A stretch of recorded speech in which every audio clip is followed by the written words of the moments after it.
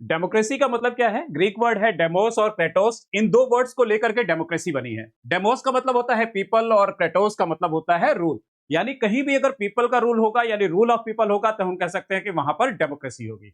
अब जब भी हम डेमोक्रेसी की बात करते हैं उसके डेफिनेशन की बात जरूर आती है। डेफिनेशन क्या कहती है? अब्राहम लिंकन साहब ने एक डेफिनेशन दी, कहा of the people, by the people, for the people.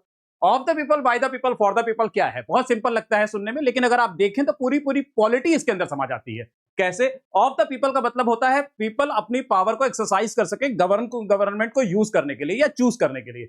अब राइट टू वोट जब तक नहीं होगा तब तक ये ऑफ द पीपल नहीं हो सकता है। सिमिलरली बाय द पीपल, जब तक रिप्रेजेंटेटिव नहीं आएंगे तब तक इलेक्शन सरकार बनी नहीं पाएगी, यानी रिप्रेजेंटेटिव का होना जरूरी है।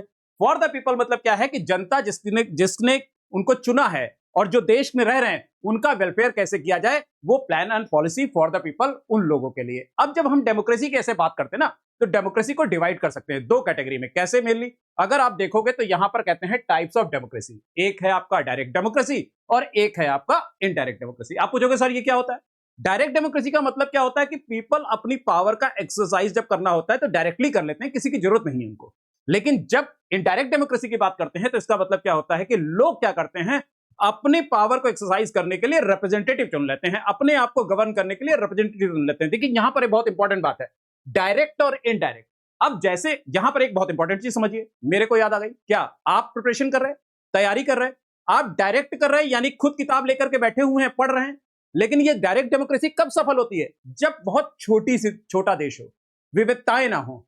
जहां विविधता बहुत होगी बहुत मुश्किल होगी। ऐसे ही आपकी तैयारी है। अगर आपको सिंपल कोई पेपर देना है, एकेडमिक एग्जाम देना है, तो फिर आप डायरेक्टली पढ़ सकते हो। लेकिन अगर आपको यूपीएससी जैसा एग्जाम देना है जहां इतनी डाइवर्सिटी है, वहां आपको इनडायरेक्ट फॉर्मेट चाहिए होता है, यानी आपको एक सपोर्ट सिस्टम चाहिए होता है। ऐसा ही एक सपोर्ट सिस्टम हम लेकर के आ रहे हैं जियोपॉल पर आप सभी के लिए, और वो भी बहुत ही बेहतरीन तरीके से, जहां पर आपको सारी की सारी प्रिपरेशन, सारी डाइवर्सिटी एकदम एक्सपीरियंस टीचर के माध्यम से आपको प्रदान की जाएगी। तो अगर आपको लगता है कि आप इस विविधता को एक्सपीरियंस लोगों से सीखें, तो आपको हमारे साथ जुड़ जाना है, हमारे साथ बैच में आ जाना है और आपको बहुत बढ़िया तरीके से ये सारी तैयारी कर लेनी है।